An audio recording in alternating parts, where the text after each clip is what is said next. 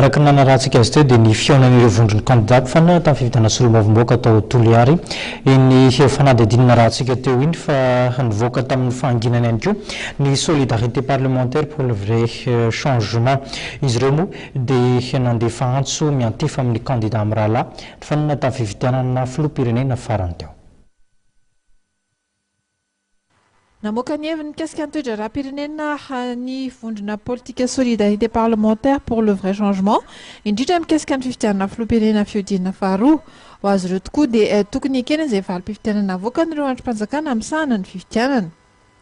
Tsotra ny hevitranay solidarité parlementaire amin'io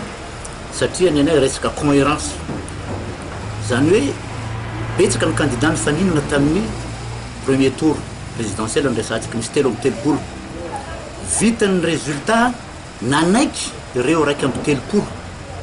fa le anankiroa zany no tafavoaka hiatrika ny deuxième tour dia ao amin'ny Hery sy ao amin'ny havana misy any Robinson nanaiky ry zareo mbola ireo mpitsara reo ihany nefany nitsara tamin'izany eo zareo amin'ny Sénite sy ny CES kanefa ankehitriny dia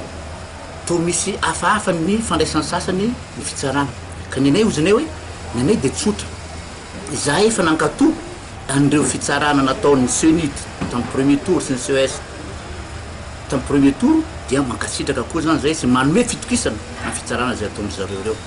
ka dia mba hisiany sortie de crise zay ataontsika dia ozanay hoe ndao re ankasitrahana zay valim-pifidianana avoakany CES sy Sénite rehefa avy eo. Amin'izao fotoana zao dia hitantsika ny voka-pifidianana fa miroso hatrany dia izay moa dia miankina amin'ny CES sy Sénite zany manome ny valiteny ny vokatra officiel ny CES araka ny vokatra hitantsika any amin'ny Sénite moa zany dia manatombo 294 000 points i candidat herinjaona rahampianina ka noho zany tokony hojerentsika akaiky zay zavatra zay ary anaiky valiteny avoaka ny Sénite atsika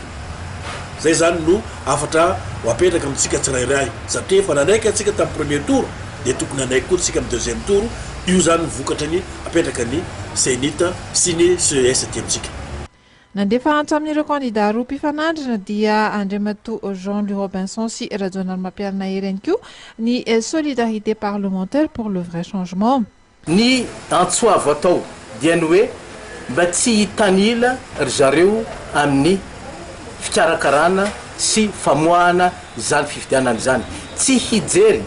afa-tsy ny tombontsoa ny vahoaka sy ny firenena satria raha ny any velany communauté internationale zay atao hoe voalohany angamba no niaraka akaiky tamitsika ary voalohany ihany koa tonga dia anaiky zay valim-pifidianana eo dia zay zany ny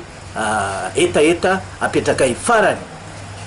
manao antsoavy ihany koa zahay ho andreo candidat rola zay efa atao hoe